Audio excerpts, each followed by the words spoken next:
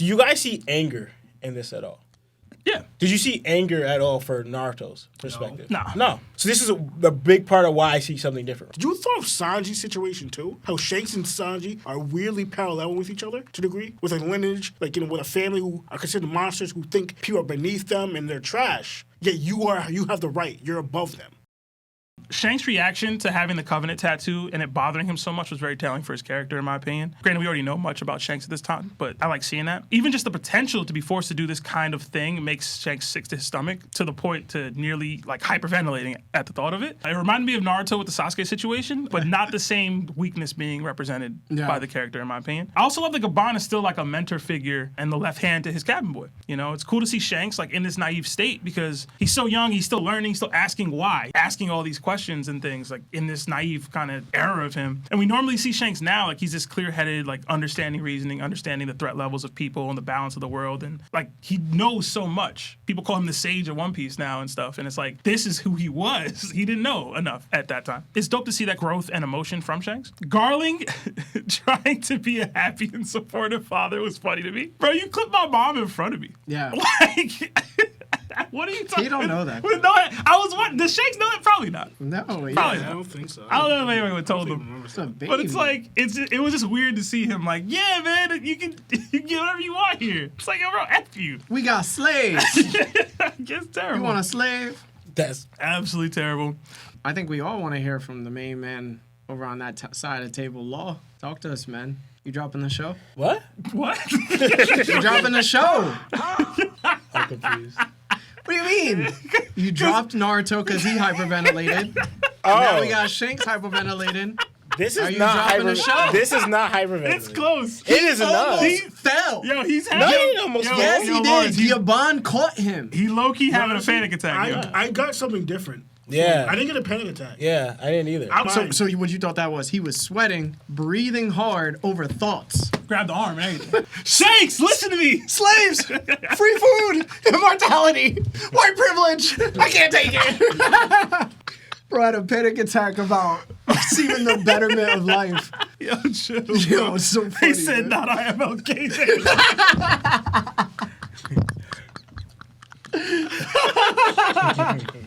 So I understand you guys are linking them. Where, for example, do you guys see anger in this at all?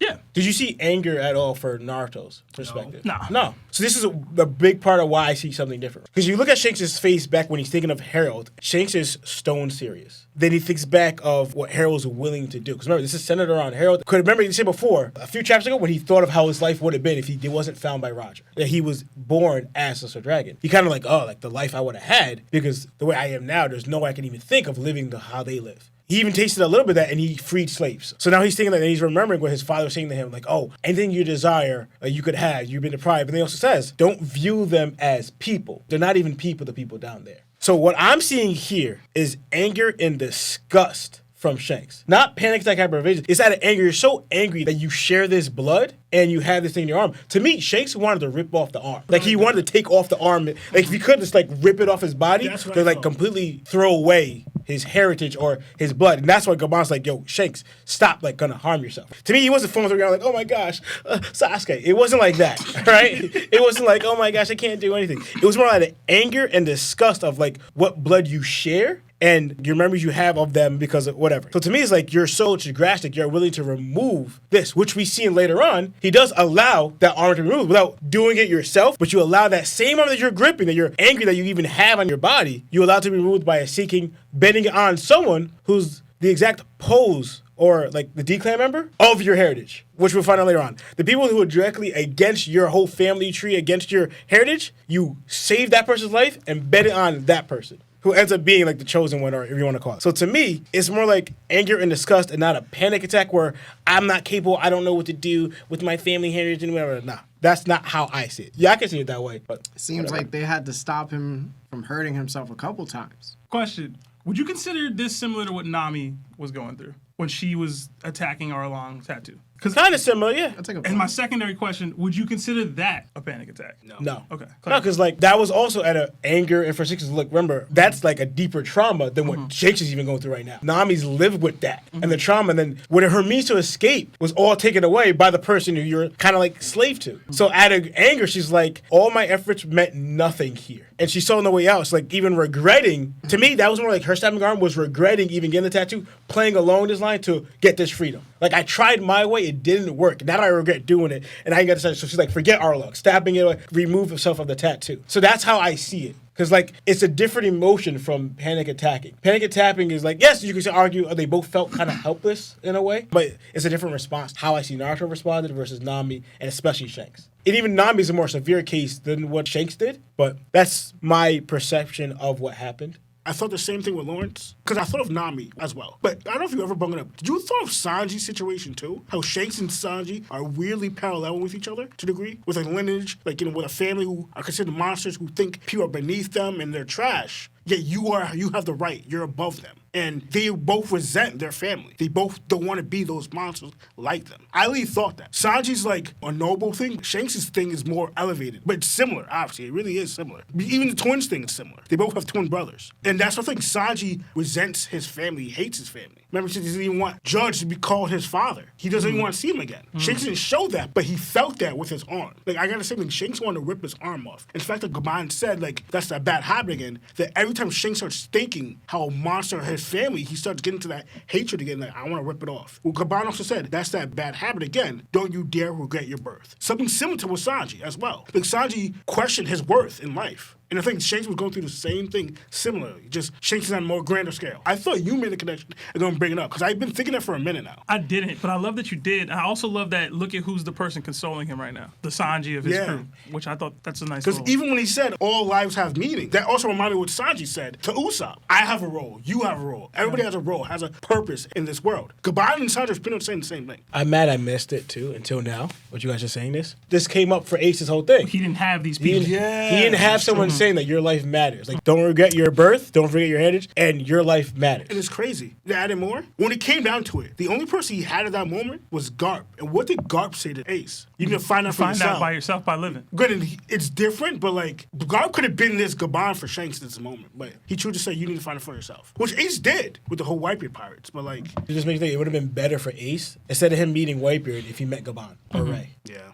So I'm gonna go on a little Naruto spiel. The difference between Naruto and Shanks' panic attack is rooted in context and in the burden of what they were dealing with. Naruto had been chasing Sasuke to bring him back to the village since they were children. After failing during the retrieval arc, he made a promise to Sakura that he would bring Sasuke back home. When Naruto trains with Jiraiya explains the cyclical nature of hatred in the world, and he admits he doesn't know how to end it. That question eventually comes back to haunt Naruto when Pain is shown to have also trained under Jiraiya, and he murders him. Then Pain destroys Konoha and asks Naruto directly, how will you overcome this cycle of hatred? Naruto, lying on the ground with chakra rods piercing his body, admits he doesn't know. When Hinata nearly passes away protecting him, Naruto gives in to his hate for Pain, but ultimately overcomes it with the help of Minato and defeats him. He's finally accepted by the village that once hated him. But almost immediately after, Naruto learns Omoi and Karui that Sasuke has joined the Akatsuki and has allegedly murdered their friend Killer Bee. They demand information about Sasuke, since Sasuke is now marked for execution. Naruto refuses to sell Sasuke out. He tells them that if they pursue revenge, an eye for an eye, the hatred in the world will never end. Omoi then asks a similar question Pain did. Where do you suggest we take this hatred? How would you take responsibility? Naruto has no answer. He stays silent as Karui beats the living hell out of him until Sai steps in to stop it. Desperate, Naruto goes to the Raikage and begs him to forgive Sasuke, knowing that a war between Konoha and the Cloud would only be fueled by vengeance, the very thing Sasuke has been consumed by. The Raikage refuses and tells Naruto that the entire world will hunt Sasuke down. Begging for criminals, A says, is not a friendship in the shinobi world. Then Naruto's own friends decide they'll take Sasuke out themselves. Sakura wants to go to Naruto, confess her fake love, and ask him to break his promise to get Sasuke back. Then Obito appears and tells Naruto that Sasuke's true goal now, after learning Itachi's true death and why he passed away, was to destroy Konoha. At this point, Naruto has everything he ever wanted, right? Recognition from the village, love from the girl he's always loved, and acknowledgement of his strength. Yet, he's surrounded by hatred he cannot stop, by choices he cannot reconcile, and by a world that refuses to wait for his answer. This is Naruto facing aporia in its purest form. If he can't end the cycle of hatred, how can he ever become Hokage? The weight of that question finally crushes him, and he collapses. And when you apply this to Shanks, the situation is very different. Shanks is carrying the weight of the world in his own way. So even if he appears weak in this moment, I think he deserves respect because he's fighting a battle just as impossible, just far quieter. So it's not Shanks' downscale for all those people saying it's a downscale to have a panic attack. Did that change your mind, Lawrence? One, I never thought Shanks was having a panic attack. And Naruto, He said no. You knew that was falling on deaf ears, bro. Yeah. Even though what you said, it was all valid. It was more than just Sasuke. the one thing is, that's how I see it. It's over Sasuke. You take Sasuke out the variable, then I'll give him more credit. How I view it, him and Sasuke didn't even have a real bond. They didn't. So to me, it's like, it makes this over him, like, there's no connection for me. It's over this dude that you weren't even really friends with. You know what I'm saying? I'm not connected to it. I tried, Law. This scene with Loki.